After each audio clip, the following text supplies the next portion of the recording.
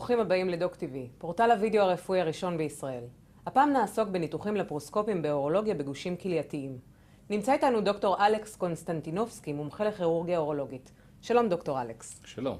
איך מגלים ממצאים חשודים בכליות, בדרכי השתן? לרוב אנחנו מקבלים פציינטים לאחר שהם עברו בירור ראשוני אצל רופא משפחה. מסיבות אותם או אחרות נעשה אולטרסאונד דרכי השתן או CT בטן, ואז אלה בדיקות שניתן לגלות את הממצאים. הפציינטים בעצם באים אלינו עם שאלה מה לעשות הלאה. מה עושים להשלמת הבירור?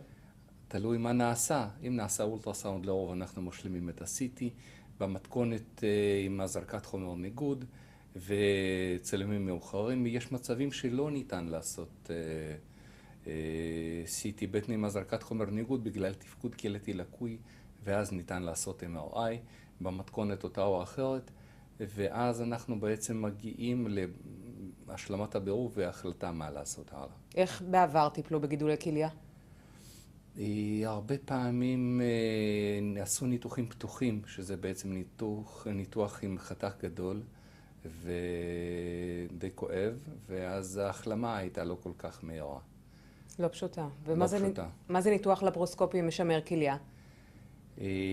עם ההתקדמות הרפואה וכירורגיה ואורולוגיה, אנחנו היום מסוגלים לעשות ניתוחים שהם ניתוחים קודם כל לפרוסקופיים, נעשים דרך החתכים הקטנים, ולשמור על הכליה ולהוציא רק את הגוש. בעבר הוצאו בעצם, או גישת הבחירה הייתה כריתת הכליה.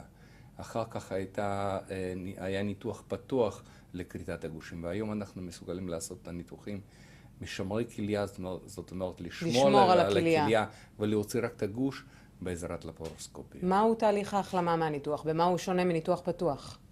מכיוון שאנחנו משתמשים בכלים מאוד עדינים, אנחנו מכניסים מצלמה והכלים שלנו לתוך חלל הבטן, ובעזרת זה אנחנו מבצעים את אותו הניתוח הגדול שנעשה בעבר עם הפתיחה, ועכשיו אנחנו עושים אותו בגישה לפרוסקופית, אז גם ההחלמה עם החתכים הקטנים, החלמה מהירה.